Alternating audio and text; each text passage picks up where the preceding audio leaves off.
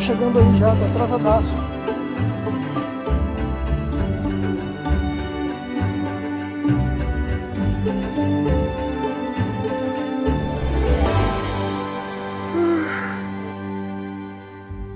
Que isso, garota?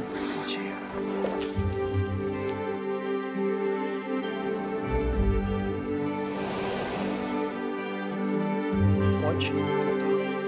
Tá. Quinta-feira, 15 horas. Não fala agora, papai tem que trabalhar. Fica com a mamãe.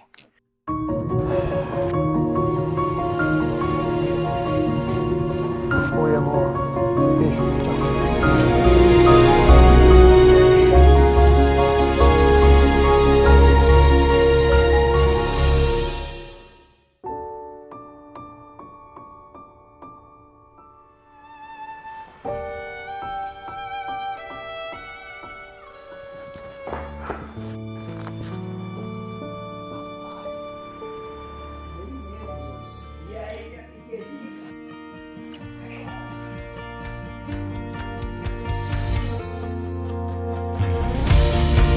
Celebre hoje momentos, laços, história, família. O presente que conecta está perto de você.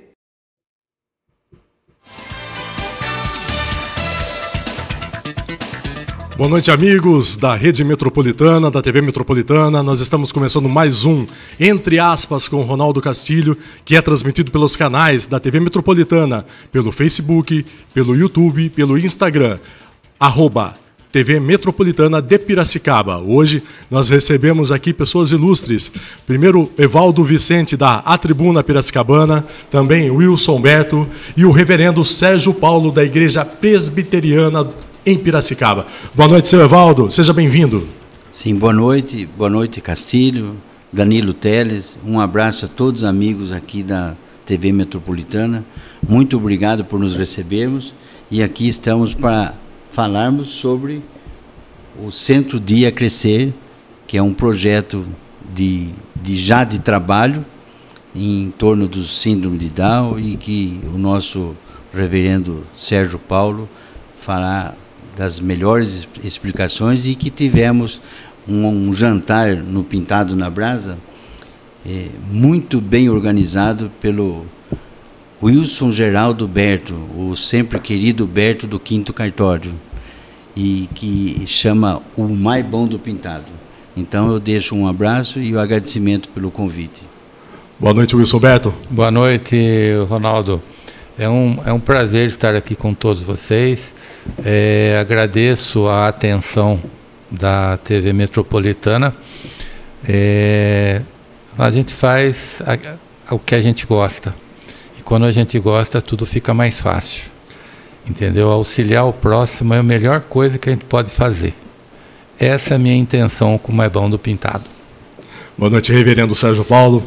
Boa noite, Ronaldo. É um privilégio estar aqui para poder falar um pouquinho daquilo que temos feito na cidade nesses últimos 25 anos que estou aqui na cidade. Quero agradecer à TV Metropolitana por esse privilégio de poder falar um pouco daquilo que estamos fazendo.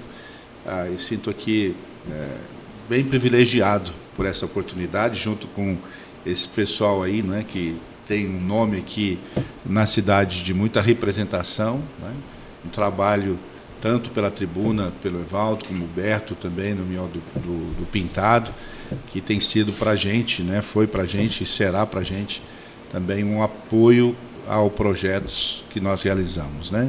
Reverendo, explica um pouquinho para os ouvintes da Rede Metropolitana como que funciona a Igreja Presbiteriana no Brasil. Na verdade, a Igreja Presbiteriana é do Brasil, né? Não é no Brasil, do Brasil. Uhum. Existe uma diferença aí, porque no e do. Né? Porque existe a Igreja Presbiteriana Mundial, né? A Igreja Presbiteriana é uma igreja que nasceu na Escócia, né? Com John Knox, que foi o fundador do presbiterianismo. Então, o John Knox foi para a Inglaterra, Reino Unido de modo geral, nasceu o presbiterianismo, ele era um discípulo de João Calvino. Então, nós somos calvinistas, a Igreja Presbiteriana tem mais de 500 anos de história, nascida com Calvino, depois com John Knox ela foi estruturada, e aí então se espalhou para o mundo todo. Então, nós somos herdeiros da fé reformada, né? Então nós somos calvinistas e, portanto, mais de 500 anos de história. Foi para os Estados Unidos, dos Estados Unidos foi espalhando para todo o mundo, e chegou ao Brasil há mais de 164 anos atrás. Então nós, na verdade, chegou bem antes, os primeiros calvinistas a chegarem aqui, chegou logo no início do período colonial, em 1548, nessa fase aí. E aí depois, só há 160 anos atrás, é que ela foi organizada como igreja. Mas já havia presbiterianos aqui, nesse período antes até da organização, mas ela não tinha enquanto igreja organizada. Nós temos histórias de vários presbiterianos que chegaram aqui no período colonial dos holandeses, tínhamos vários presbiterianos lá no Nordeste, naquela região, quando os holandeses, né, estiveram por ali. Então a história do presbiterianismo é uma história de 500 anos, né? Mas aqui no Brasil, institucionalmente falando, ela é estruturada há 164 anos atrás. E aí então se expandiu. A primeira igreja presbiteriana aqui, fundada em São Paulo, foi aqui na nossa região, em Brotas. E aqui nasceu a partir da conversão de um padre, que era da Igreja Católica Apostólica Romana, e que, inclusive, hoje nós comemoramos o Dia do Pastor Presbiteriano, dia 17 de dezembro, exatamente por causa da ordenação deste ex-padre que se converteu ao presbiterianismo, José Manuel da Conceição, e aí nasceu, então, aqui no estado de São Paulo, o presbiterianismo, aqui em Brotas, né? Então, daí se expandiu no Rio de Janeiro primeiro, depois veio para São Paulo, expandiu pelo Brasil todo. Hoje são mais de 6.000 igrejas no Brasil todo. Temos uma universidade muito conhecida, que é mantida pela Igreja Presbiteriana, Mackenzie, né? A Mackenzie, São Paulo, que é a nossa universidade. Temos vários hospitais no Brasil todo. Também são mais de 600 projetos sociais espalhados pelo Brasil, escolas, faculdades, enfim. O presbiterianismo tem uma influência muito grande nesse aspecto, tanto na área social, médica, educacional. É uma igreja que tem mostrado a sua solidez doutrinária, histórica, né, e esse envolvimento com a sociedade de um modo geral, sendo essa parceria com a sociedade no sentido de melhorar a sociedade. Então a gente tem esses anos de história. Eu sou terceira geração de presbiteriano, né? Meus avós já eram presbiterianos, meus pais presbiterianos, eu sou desde que nasci. Então é uma história muito longa, né? Então o presbiterianismo é uma igreja muito séria, né? Tem um posicionamento claro, doutrinário e também das suas ações nesses anos todos de caminhada que a gente tem, tanto no Brasil como no mundo, né? Então a gente está no mundo todo, você encontra igrejas presbiterianas no mundo inteiro. São poucos os países macros, né, que não têm igrejas presbiterianas espalhadas pelo mundo. Então, o presbiterianismo é uma história muito rica, muito bonita, uma igreja séria. E aqui na cidade a gente está há mais de 70 anos, aqui em Piracicaba, né? A primeira igreja fica aqui na Alferes José Caetano, foi a primeira igreja presbiteriana plantada aqui na cidade, e hoje nós estamos com 6 igrejas espalhadas na cidade. Desde pequeno o senhor sempre quis ser pastor? Sempre quis ser reverendo? Na verdade, a gente chama isso de vocação, chamado vocacional. O meu chamado vocacional foi na adolescência, né? Foi na adolescência, em torno de 14, 15 anos de idade. Foi quando eu entendi essa vocação e fui me preparando para isso. Aos 18 anos eu fui para o seminário, fui muito cedo para o seminário. Fiquei 5 anos no seminário, depois fiz outros cursos, mestrado e tudo mais na caminhada. Mas o meu foco principal em termos de ministério foi trabalhar com povos não alcançados, especialmente com povos nativos, né? Fui trabalhar no Amazonas, na Guiana Francesa, depois voltei para o Brasil e ainda continuo atuando nessa área. E fui, por 24 anos, presidente de um órgão da Igreja Presbiteriana que administra toda essa expansão mundial, aqui a partir do Brasil. Então, eu já estive em mais de 60 países. Nós temos 44 países hoje efetivamente com projetos, seja na área educacional, seja na plantio de igrejas, várias áreas educacional, escolas, em países africanos, asiáticos, enfim. E durante esses 24 anos eu fiz parte disso. Simultaneamente a isso, eu trabalhava e trabalho ainda, e sou diretor de uma outra organização também da igreja, que atua no Brasil com povos indígenas, que é a Missão Evangélica Kaiowá. Nós temos um hospital que é o único do mundo que trata exclusivamente da saúde indígena dos Kaiowás na cidade de Dourados. E eu sou o diretor dessa entidade, desse hospital, então eu viajo sempre para lá e a gente trabalha no Brasil todo em parceria com os governos no cuidado da saúde indígena. Então eu faço parte disso. Aqui é meu QG, mas eu estou aí para o mundo, né, nesses anos todos. Nesses 60 países que o senhor visitou, qual que foi o maior desafio que o senhor encontrou? Olha, são vários. Se você vai para a Europa, por exemplo, pensando em termos de cristianismo, né, a gente vive um momento na Europa de que a gente está chamando de revitalização, né, de reevangelização. Porque de lá saiu. John Knox, por exemplo, sai da Escócia. Então a gente tem essa necessidade, e isso está acontecendo de fato. Essas igrejas presbiterianas nascidas na Europa, especialmente ali na ilha, né, no Reino Unido, hoje eles pedem a presença nossa para ajudar a revitalizar suas próprias igrejas, né? Então a gente vive essa situação na Europa hoje. Então são situações diferentes. Na África, por exemplo, extrema pobreza. Especialmente nos países onde nós estamos, Moçambique, Angola, Guiné-Bissau, Senegal, Zimbábue, alguns desses países, há necessidades prementes de tudo, né? Não só da questão cristã, vamos dizer assim, né? Da evangelização, da plantação da igreja, mas também nas áreas sociais, tanto na área de educação. Nós temos projetos fantásticos na África, em Guiné-Bissau em especial, na área de educação, né? Então, isso tem tirado muitas das crianças, jovens, adolescentes, dessa situação de pobreza através da educação com qualidade que nós oferecemos através das nossas escolas. Então, sim, é difícil, cada um tem a sua peculiaridade, cada país tem as suas lutas e dificuldades, e a gente está ali para ser um parceiro nesse processo. Além de melhora, óbvio, né? Entrando na área social, além do senhor ser pastor da igreja presbiteriana, o senhor também é presidente da Associação Presbiteriana de Filantropia de Piracicaba. Conta um pouquinho como que nasceu essa associação. Ela nasce exatamente por causa dessa minha participação. E não fazia sentido eu estar saindo daqui para a África, implantar projetos dessa área, ir para a Ásia, implantar projetos assim, né? Aqui na América do Sul, estamos em todos os países da América do Sul. Não fazia sentido a gente estar plantando vários desses projetos e não fazer nada aqui. Então, para mim, isso é natural, tinha que ter alguma coisa aqui. Quando eu cheguei aqui há 25 anos atrás, a igreja presbiteriana só tinha a igreja aqui da Alferes e a do Piracicamirim, apenas essas duas. Então, nós entendemos naquele momento, quando eu cheguei aqui, eu fiz uma leitura da cidade, né, e vi, tinha um sonho antigo de trabalhar com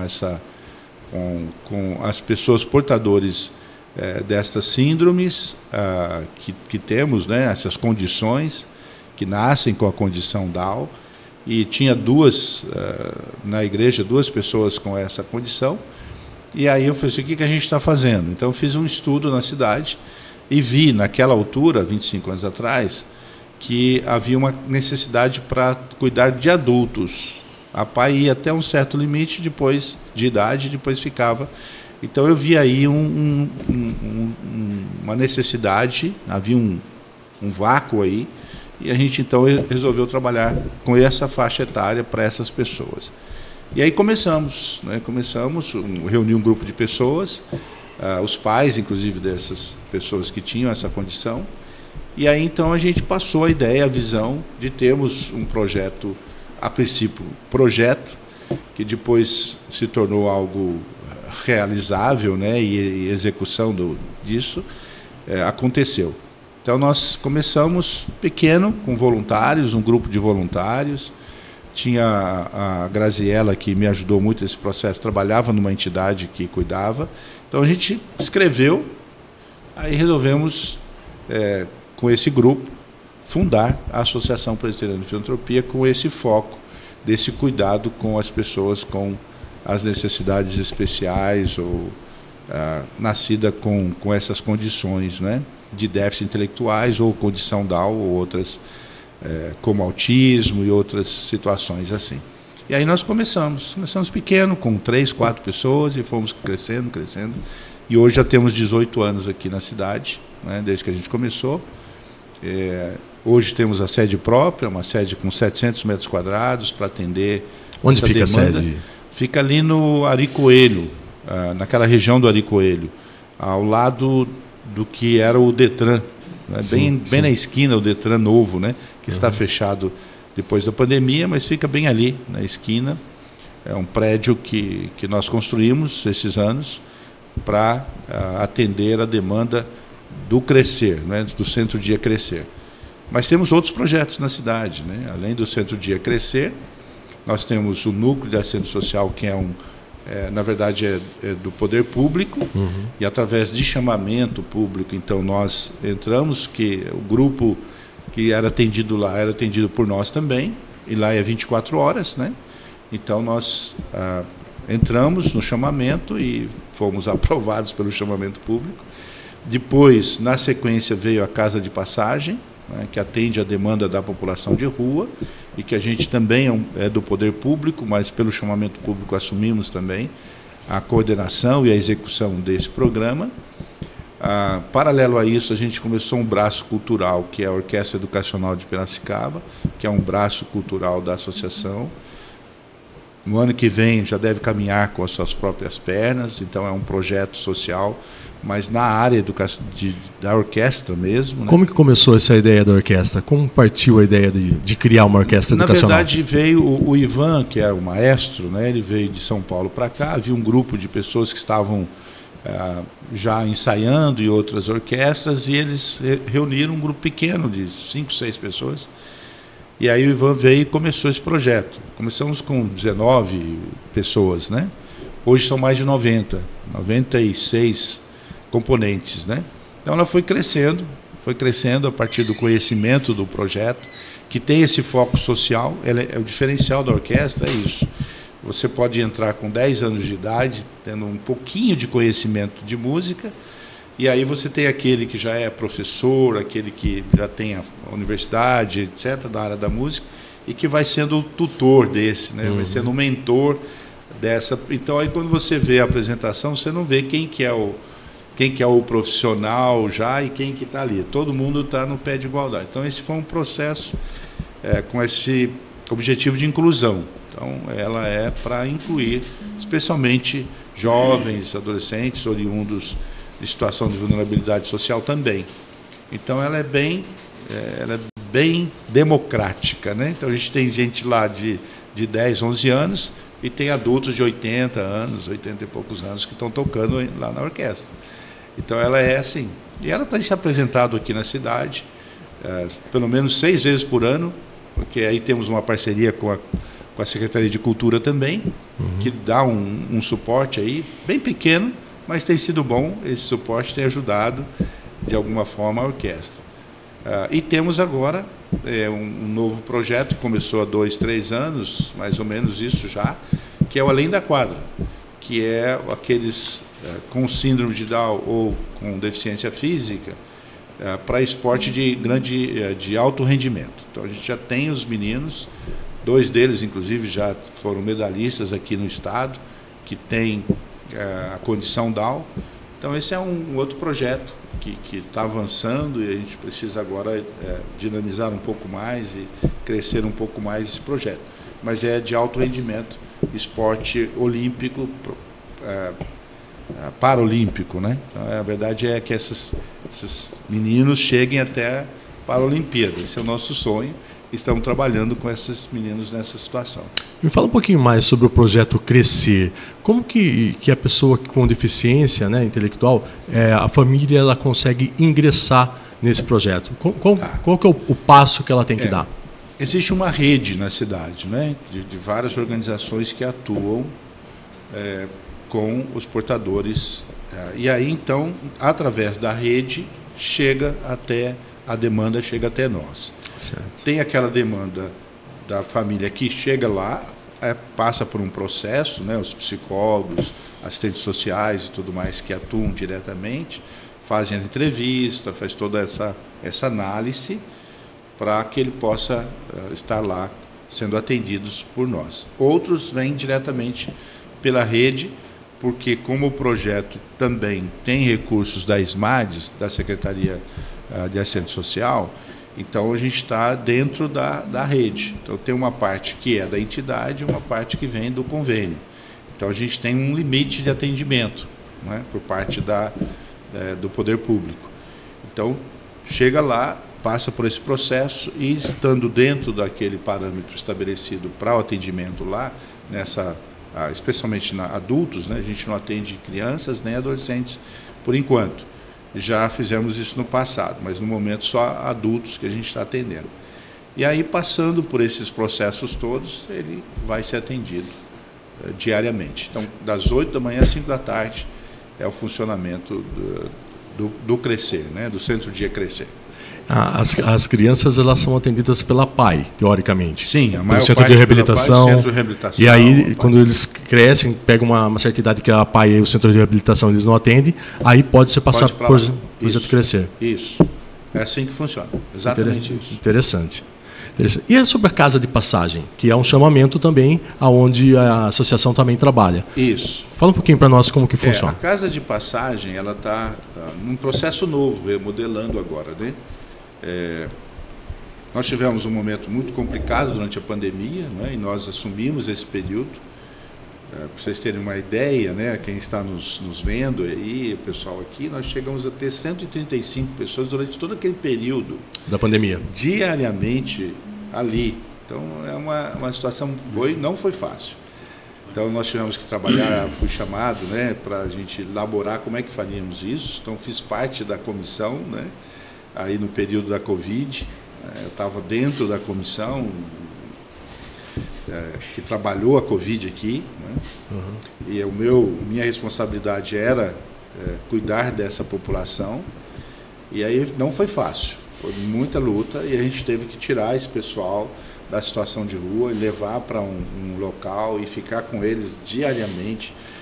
Foi uma luta, ninguém consegue nem imaginar como foi você colocar homens e mulheres de situação de rua num local fechado por mais de meses, né, ali.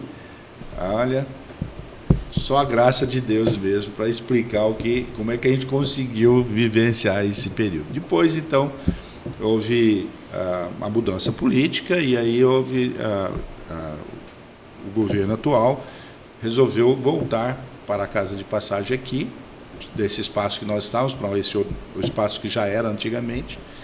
E aí nós ficamos um tempo fora, né?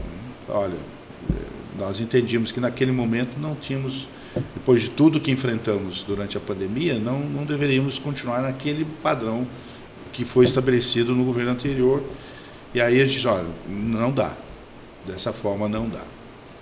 Mas as coisas foram caminhando, voltaram a nos procurar e disseram, não, vocês têm que voltar e dar continuidade que vocês iam fazendo. Entenderam que não dava para fazer aquilo que pretendiam no início, e aí nós voltamos há cerca de um ano, assumimos novamente esse trabalho. Hoje é praticamente o dia todo, porque aqueles que não querem mais continuar na situação de rua, querem fazer cursos para sair da situação de vulnerabilidade, vão trabalhar e voltam, passam a noite lá. Então, normalmente é à noite. Durante o dia, junto com o Centro Pop, com a rede, a gente faz esse trabalho para tentar tirar esses da situação de rua, né? De vulnerabilidade e de rua. Então, às noites, nós temos hoje cerca de 70 a 80 pessoas, entre homens e mulheres, que passam as noites na casa de passagem, né? É um trabalho muito desafiador, não é um trabalho muito fácil e simples para se fazer, não. A gente está lidando com seres humanos, né, que têm histórias das mais complicadas, né? Mas estamos aí, ajudando a sociedade de alguma forma, né? Nesses 42 anos de ministério, qual foi o momento mais gratificante que o senhor pode relatar para o pessoal da Metropolitana? Olha, não tem mais nada gratificante do que ver uma vida transformada, no sentido pleno do que seja transformação, né? e que a Bíblia fala de ser gerado de novo, né?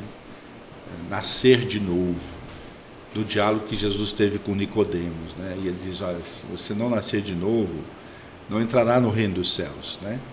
Então, esse nascer de novo, esse processo de transformação de dentro para fora. Então, não tem nada mais gratificante quando você vê uma pessoa que ela passa por esse processo transformador e é outra pessoa, completamente diferente. E a gente tem visto isso acontecer em todos os nossos projetos. É impressionante. Nós temos, por exemplo, a Cleusa, né? Ela está conosco há 18 anos. 18 anos, desde que a gente começou, desde o primeiro dia. Ela tem síndrome de Down. E quando nós começamos, isso aqui é bom para você, viu, Berto? Você entendeu o porquê do apoio que vocês estão nos dando e a bênção disso. É que os pais já eram idosos. A Cleusa ela é um ano mais velha que eu. Então ela está 18 anos comigo. Então tudo indicava que não viveria muito tempo. E aí a família, de certa forma, não se prepara para isso. Fica sob a responsabilidade dos pais. Os irmãos casam, cada um vai tocar sua vida, é natural, né? Faz parte do processo natural. Só que os pais vão envelhecendo. E aí o que fazer? Evaldo tem uma situação dessa. Então o que fazer depois? De o que o Evaldo for, tem as irmãs, de certa forma, mas o convívio. Então foi esse olhar que me levou a pensar no projeto. De um sonho até de ter um local depois de acolhimento para esses que não tiver mais a família mesmo. Esse é um sonho, né? Para termos esse espaço mesmo, porque pode acontecer situações assim. E que hoje os lugares onde os idosos ficam não estão preparados para isso, né? Um lar dos velhinhos, não tem esse preparo específico para esses com essa condição e estão envelhecendo. Então vai ter que ter. Talvez tenha até, que eu não saiba, né? Mas talvez tenha. Mas isso foi uma das coisas que me levou a pensar. E a Cleusa veio nesse processo. E a mãe, um dia, logo no início, uns meses depois, ela me procurou, e depois a gente até gravou, tem um videozinho gravado preciso até achar nos meus arquivos, ela dizendo assim, da importância que foi para o casal o projeto. Na época era projeto, né? A execução, porque eles tinham um tempo para eles à tarde, para poder descansar um pouquinho, ir no banco, fazer as coisas, porque a gente estava cuidando bem da filha. Os pais já morreram. E a Cleusa está com a gente, até hoje. Agora as irmãs estão tentando entender os processos para cuidar, mas ela está lá diariamente. Tanto é que todas as vezes que eu chegava lá e a gente estava com esse sonho de construir, né, ela dizia assim, para ela sempre foi escola, né? Quando a gente vai ter a nossa escola nova? E no dia da inauguração eu fiz questão que ela cortasse a fita, porque ela foi a que mais me motivou o tempo todo de ter esse espaço para ela. Então não tem mais satisfação do que essa, de você ver, você caminhar com uma pessoa na condição Down, 18 anos, e você vê a evolução, vê o processo, vê o dia a dia, vê o carinho, vê o amor com que eles tratam a gente. Eu até digo para as pessoas, porque na vida nossa é muito estressante, porque a gente trabalha com um problema das pessoas, né? Mas a minha forma de desestressar é estar com eles. Eu sou mais abençoado por eles do que abençoo eles. Então eles trazem para mim muita coisa boa, né, desse carinho. Eles entendem o que a gente está fazendo, que é impressionante. Eu percebo isso com muita clareza, no abraço, no beijo deles. É assim, é uma coisa que não tem como explicar, né? E não tem preço, né? E não tem preço. Não tem preço. É uma coisa assim. Isso é gratificante, né? Isso não tem. Quando você chega em alguns países, Eu tive o privilégio de conhecer, caminhar, né, tem um menino na Guiné-Bissau, por exemplo, quando eu cheguei lá pela primeira vez, ele era adolescente. Hoje ele é o líder da igreja no país, professor formado, diretor da nossa escola. E eu cheguei lá, ele tinha 14 anos de idade. Né? Uma situação, é um dos países mais pobres do mundo, dos 8 países mais pobres do mundo. Hoje ele está lá, casou, 2 filhinhos, diretor da nossa escola.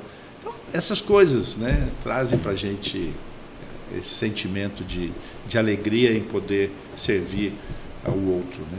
É para isso que a gente existe, para servir a Deus e servir ao outro. É isso aí. Wilson, Berto, vamos falar um pouquinho agora do Umaibão do Pintado. Nós vamos, nem não vou. O nome completo. E aí, vamos lá. O Wilson, que é um grande líder voluntário, fala um pouquinho do Umaibão do Pintado. Então, ele surgiu numa época, eu trabalhava no fórum ainda, e o nível de estresse estava muito alto. Eu estava muito estressado. E na época eu fazia pinturas. Hoje eu parei. Faz mais de 10 anos que eu não pinto mais nada. E dentre essas coisas, né, eu fiz uma doação na época das telas à Associação Ilumina. Vender, decorar, fazer o que quisesse. Toda a renda da arrecadação seria para a Associação Ilumina. Muito bem, no final do ano eu falei, quer saber de uma coisa? Eu vou fazer um negócio diferente esse ano, fazer o Natal Iluminado. Assim, do nada. Isso que ano? 2012. 2012.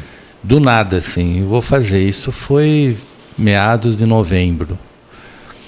Preparei, chamei alguns amigos, fizemos os convites, a arte e tal, e começamos a vender.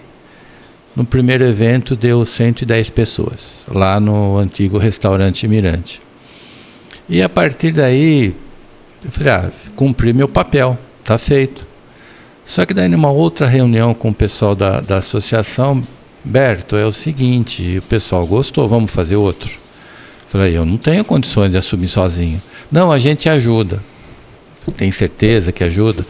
Porque é uma coisa complicada, não é uma coisa fácil para vender convites. Principalmente, né, no meio, uma série de coisas. E aí foi. 3 meses depois, fevereiro, março de 2013, veio o segundo evento, também com sucesso. E a partir daí nós começamos a fazer eventos divulgando a Associação Ilumina. E na época, né, como era feito lá no restaurante Mirante, tinha um espaço físico, né, onde podia atender as crianças. Então, o evento passou a ser família, porque a grande preocupação dos pais que têm filhos pequenos é ir no evento e com quem eu vou deixar meu filho. Então já tinha, entre aspas, o recreacionista ali dentro. E como era fechado, não tinha problema nenhum. Ninguém entrava e ninguém saía, só tinha uma porta. E aí foi. Então os pais que tinham as crianças pequenas, 8, 10, 11 anos, iam com tranquilidade, porque sabia que alguém ia estar cuidando deles. E quando chegava a hora de comer, eles vinham, o próprio recreacionista trazia todas as crianças, jantavam e voltavam a brincar. E assim foi por algum tempo, né? Depois eu me afastei do evento e tal, a associação passou ao hospital, e aí o evento Umaibão do Pintado ficou esquecido, ficou parado. E aí eu tinha feito uma promessa ao Evaldo na época que um dia eu ia atender o que ele havia me pedido. Foi isso mesmo. E eu não esqueci. O problema é esse. Promessa é dívida, cumpra. E aí esse ano aqui encontrei com o Evaldo na ótica.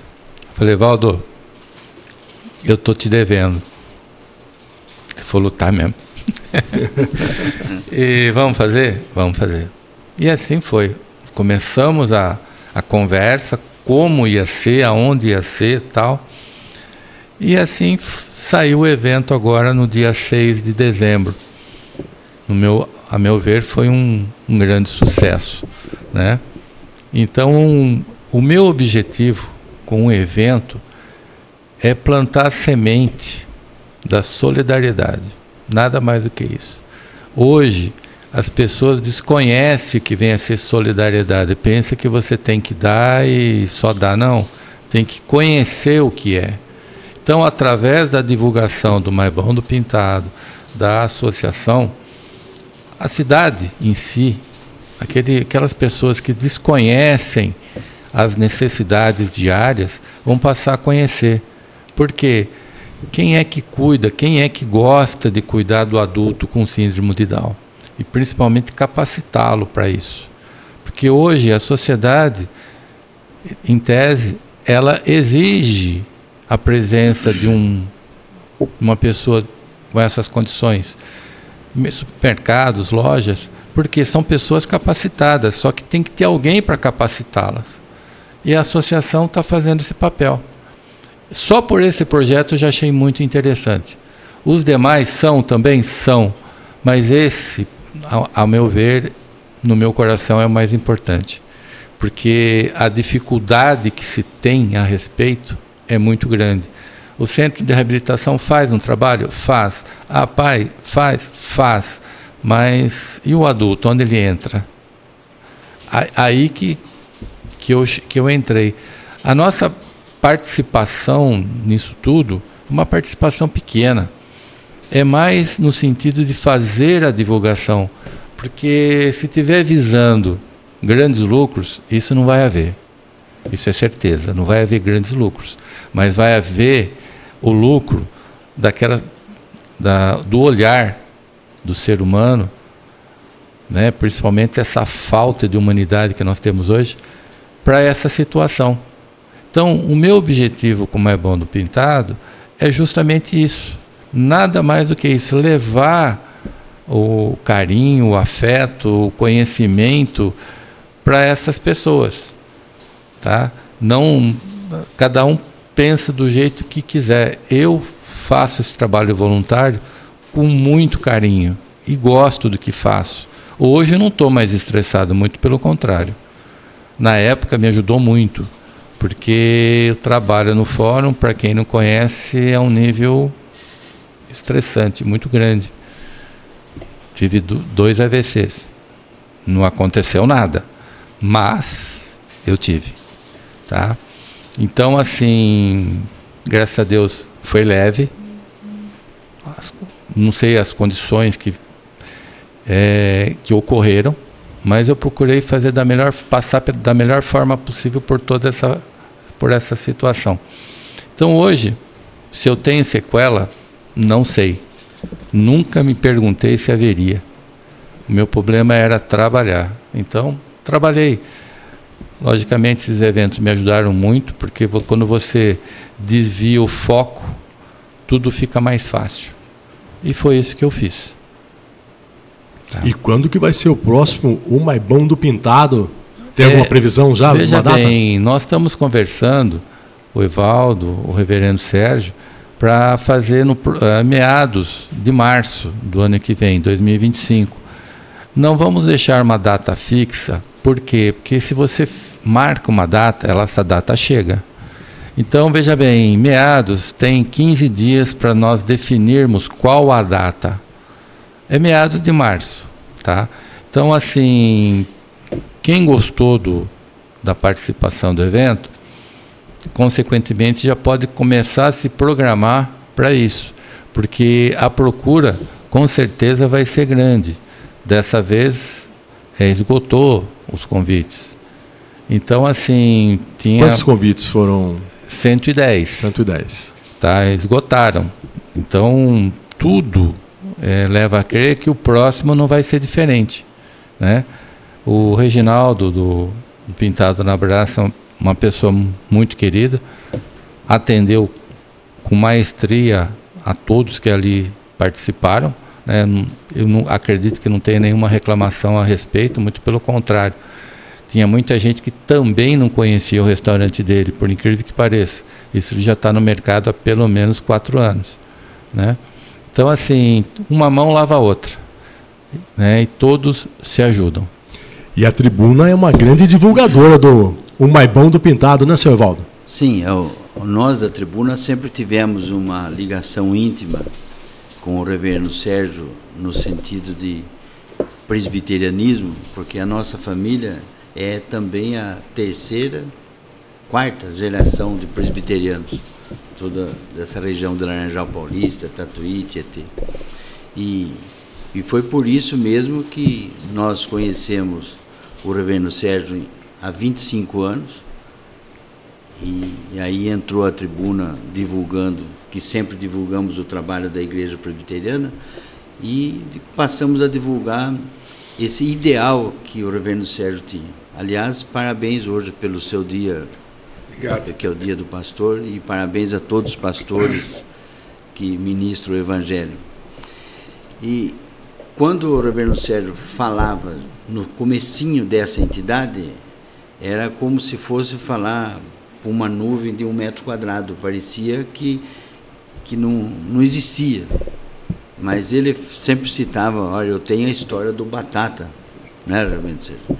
O Batata me inspirou isso. O Batata foi uma criança que eles apelidaram lá no Goiás e guardou na memória dele.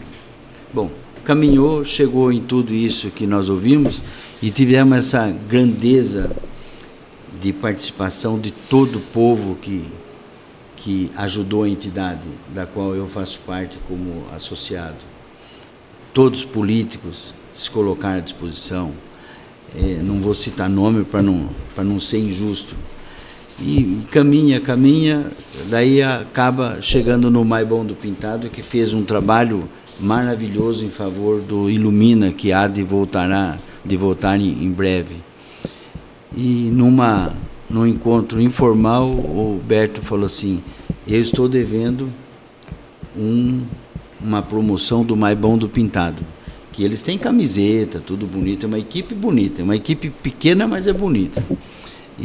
Trabalha bem, uma equipe que trabalha bem. Trabalha bem. O Reginaldo lá no Restaurante do Pintado é parceiro da tribuna também, e aí fomos divulgando e criando essa ideia desse jantar.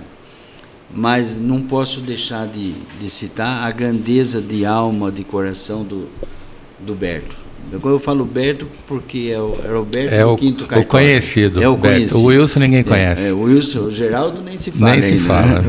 Então, hoje ele advoga, depois de aposentado, né? Mas deixou um grupo de amigos ligados ao judiciário, ao direito, à justiça. E a venda nossa foi tão rápida dos convites que foi até meio assustador. E espero que assim seja em março do ano que vem. E de coração, Berto, agradeço a sua bondade, o seu carinho para nós temos para uma comigo. equipe. Agora, pela entidade, o reverendo Sérgio já manifestou e que eu também manifesto. Sim. Nós temos uma equipe. Mas vou reafirmar uma coisa para você e para você, Castilho. Você é mais jovem que eu. Vão conhecer o funcionamento da entidade. Passem um dia lá. É importante isso, porque eu tenho caso de síndrome de Down na família, que é a irmã da minha esposa mais nova, que é a Andréia. Então, também nós nos juntamos, ela está com a gente desde que a mãe faleceu, daí vem essa história da morte. A mãe faleceu há 21 anos, com quem fica, com quem vai, com quem se adapta, e assim vai indo. Nós somos um exemplo desse caso, que é esse sonho do reverendo Sérgio, que já não é mais sozinho, nós sonhamos junto agora, tá bom? E Deus nos ajude sempre, e muito obrigado. Agora eu vou me despedindo. Obrigado ao Ronaldo, obrigado ao Danilo Teles, nosso ilustre presidente da TV Metropolitana, obrigado pela parceria. É o patrão. É o patrão. É o patrão. Obrigado pela parceria que vocês todos têm com a Tribuna Piracicabana, que está aí nos seus 51 anos de circulação, e particularmente obrigado pela atenção que vocês me dão, que não mereço tanto, mas procuro continuar trabalhando junto com vocês. Tá? Agora, então eu vou aproveitar me despedindo, porque eu tenho uns compromissos, e depois você me permite? Claro, com certeza. Obrigado, Reverendo. Que agradeço. Mas antes todo o seu apoio aí. Agora eu fiquei curioso Sim. uma situação aqui que eu quero saber a história. Eu acho que o pessoal da Metropolitana também quer saber a história do Batata. Tá. Sim, então conta. Vou. Porque o senhor Evaldo falou, deu uma introdução, história, deu uma introdução na realidade, mas aí qual a história do Batata? Na verdade, é o seguinte, eu quero agradecer também ao Danilo, né? Eu tive o privilégio de conhecer o Danilo lá ele esteve presente lá, nos apoiando, né, no dia do jantar, e aí que surgiu todo esse convite para estar aqui, né? Então, obrigado, viu, Danilo? E toda a sua equipe aqui, por estarmos aqui hoje, é fruto desse contato que foi iniciado lá no jantar, né? E, então, a gente é muito grato por tudo que foi feito. Conheci o Berto agora, né, nesse processo, e esperamos aí essa parceria continue aí para ser bênção na vida dessas pessoas que são atendidas, né? Eu sempre digo para os nossos colaboradores, hoje nós somos mais de 42 colaboradores, né, na entidade que trabalham conosco, entre psicólogos, assistentes sociais e cuidadores, né? Todos os profissionais nossos, hoje são 42 colaboradores que nós temos. Então, para esses eu sempre digo, é a pessoa, é a Cleusa. Tudo que você faz aqui é para a Cleusa. Usando assim, não a Cleusa, né? Tem um nome, é uma pessoa, é em função dela que nós existimos. Sem ela não existiríamos. Sem ela não teria o melhor do pintado. Sem ela não teria razão de sermos. Então, tudo tem que ser voltado para estas pessoas. Então, o foco são as pessoas. Então, tudo que a gente puder fazer para melhorar a qualidade de vida delas, a gente tem que fazer. Então, elas não é um número, não é o 1, o 2 ou o 3, não. Tem nome e todo o trabalho é focado nesta pessoa. Então, se você vem aqui para ser o nosso colaborador, pensando no salário que você vai receber no final do mês, então, aqui não é o seu lugar. Então, nós queremos que você tenha esse olhar.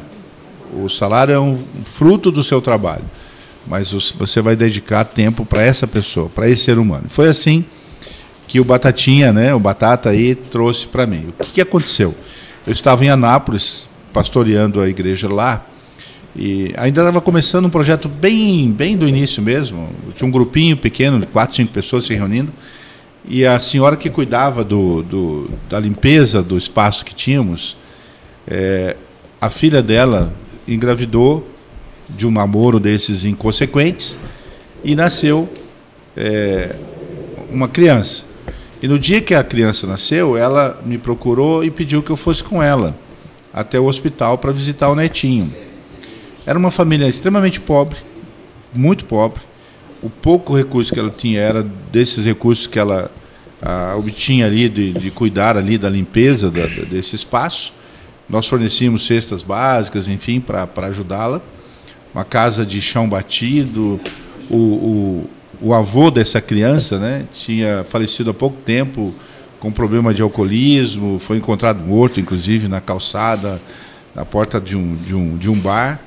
E essa criança tinha nascido nesta casa, com essa condição de miserabilidade, né, terrível.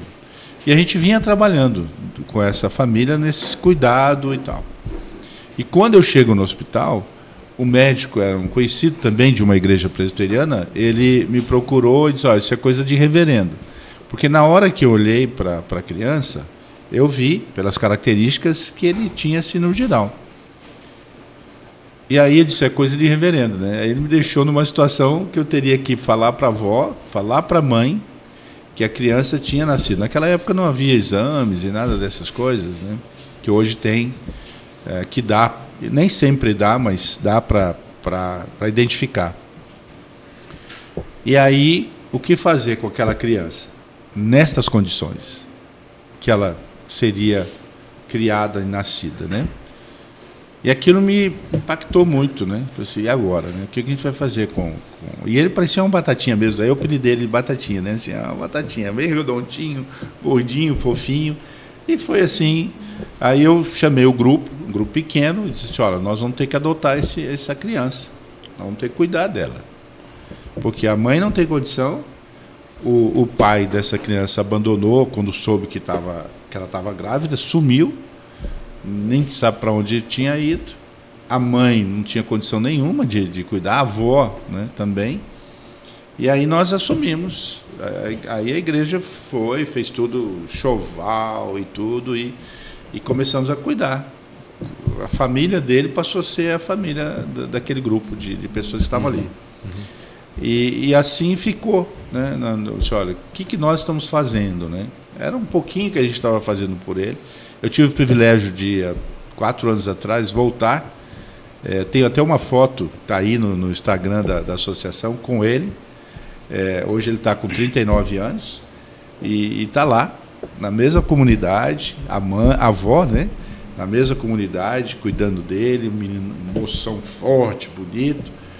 Então aquilo ficou. Quando eu cheguei aqui, quando eu fiz esse estudo, eu entendia que a Igreja Presbiteriana precisava ter um projeto social que pudesse ser conhecida também, né? Não apenas a igreja, mas alguma coisa para fora da igreja. E aí então foi que, fazendo esse estudo, eu vi porque isso era uma coisa que sempre me marcou. Quando eu estava no Tocantins, eu comecei a escola. Então lá eu comecei uma escola para atender as demandas das crianças carentes.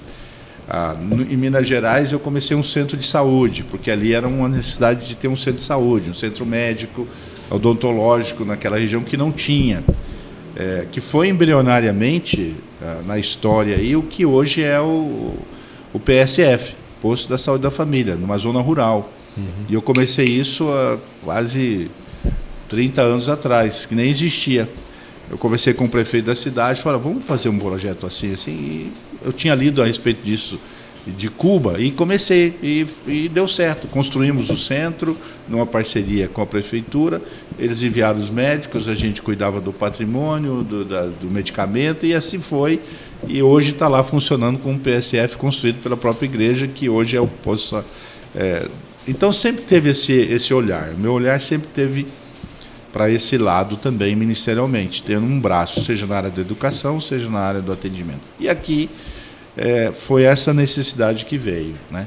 E nessas coisas, viu, Ronaldo, que eu preciso dizer aqui também, Deus prepara a gente para muitas coisas na vida, e que a gente às vezes não tem a percepção do porquê de certas situações da vida, que mais tarde a gente vai entender, nesse processo dessa transitoriedade da vida, que 70, 80 anos, né, que a gente vive, mas nesse tempo da transitoriedade, enquanto a gente está por aqui, muitas coisas acontecem no decorrer da nossa história, e que Deus vai nos treinando, vai nos capacitando. E aprove a Deus que eu tivesse o meu netinho nascido com síndrome de Down. Ele está com 2 anos, ele nasceu com síndrome de Down, nasceu com várias situações, né, de comorbidades, já fez 20 cirurgias, tem lutado, ficou 7 meses na UTI desde que nasceu, e tem sido uma luta. O Davi, o nosso guerreiro, e ele nasceu com a condição Down. Tanto eu, minha esposa, quanto o meu filho, né, o Guilherme, a própria Letícia, a mãe, nós estávamos preparados para isso.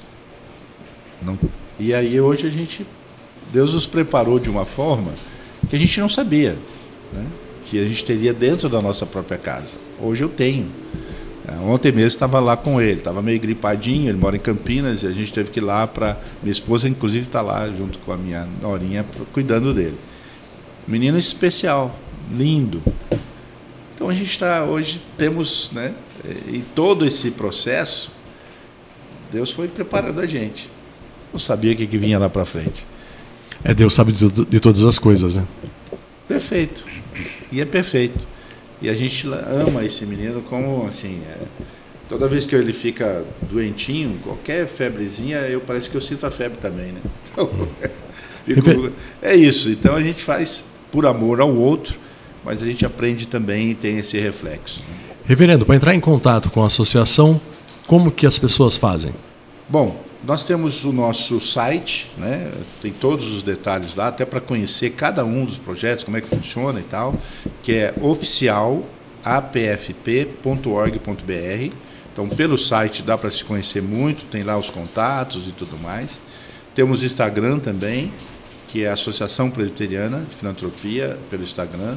Temos o Facebook também, que é a Associação Presbiteriana de Filantropia. Então, todas as mídias estão aí. E lá tem o telefone também de contato, que pode ser feito lá, né? Diretamente com o grupo de trabalho, né? Com as psicólogas, com a assistente social, com as nossas ANAs, né? A associação, acho que eu vou mudar o nome para Associação ANA, porque tem quatro coordenadoras e as quatro chamam ANAs. Até da casa de passagem também. A diferença da casa de passagem é que é ANE, com 2 N's, né? ANE, as outras são ANAs, tanto do NAS, como lá do Crescer, e a assistente social também, a psicóloga e a assistente social, que é a ANA. Wilson Berto, faça suas considerações finais. Que eu quero agradecer a oportunidade de estar aqui, né? E agradecer também a toda a minha equipe que está por trás de mim.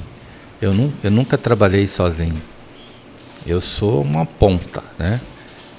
Então, assim, tem a Lina, tem a Ângela, tem o Dr. Jonas. Todos eles me ajudam quando precisa. Chamou, eles estão perto. Então, são amigos que eu conquistei pela vida.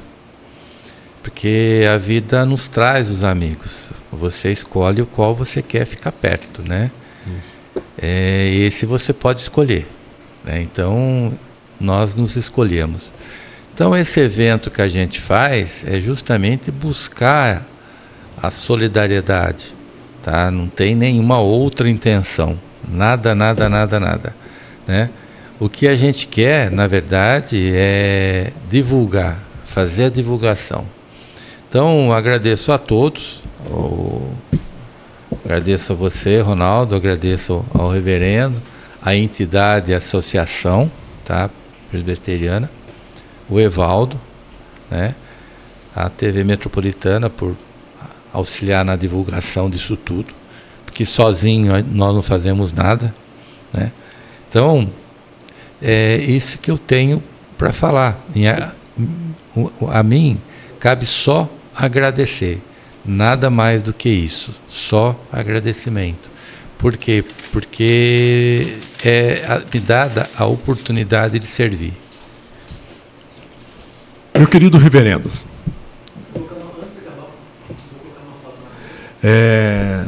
o podcast ele chama entre aspas porque no final a gente fala uma citação que marcou a história da pessoa, né?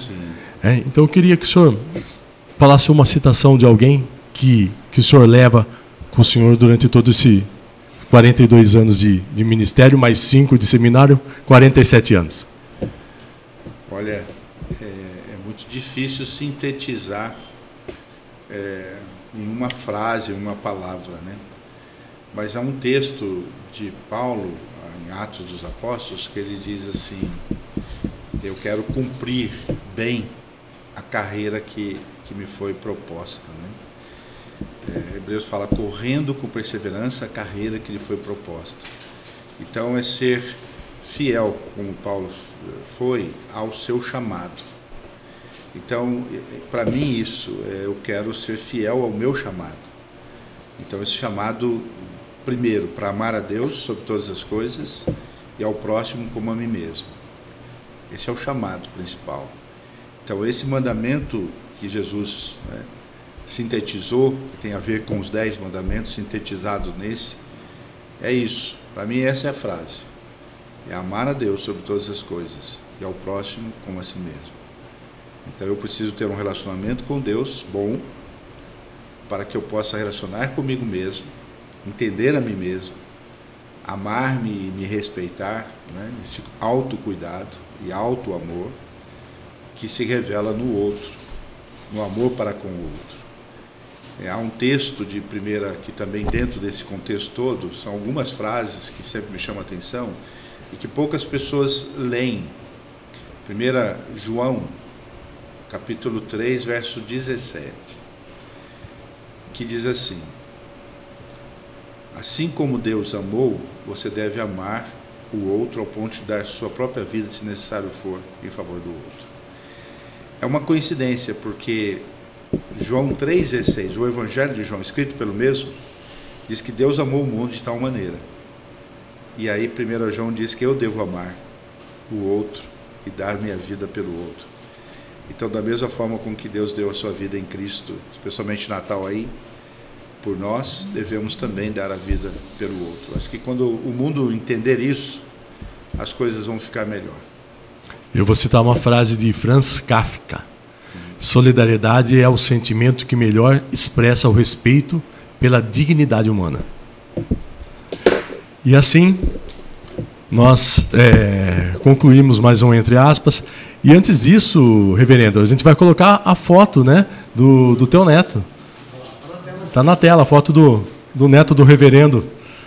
Guilherme e a Letícia. O Guilherme e a Letícia aí. Bênção de Deus. Bênção de Deus. Com certeza é bênção de Deus, que só alegra a família. A herança do Senhor são os filhos. Exatamente. Não importa a condição com que ele nasça, é a herança de Deus a nós. Reverendo, obrigado pela participação. Berto, agradeço mais uma vez obrigado. O senhor Evaldo, que já teve um compromisso, precisou se retirar também, obrigado. E aí nós ficamos por aqui, com mais um Entre Aspas com o Ronaldo Castilho, e voltamos na próxima quinta-feira, às 19h30. Um abraço a todos, fiquem todos com Deus.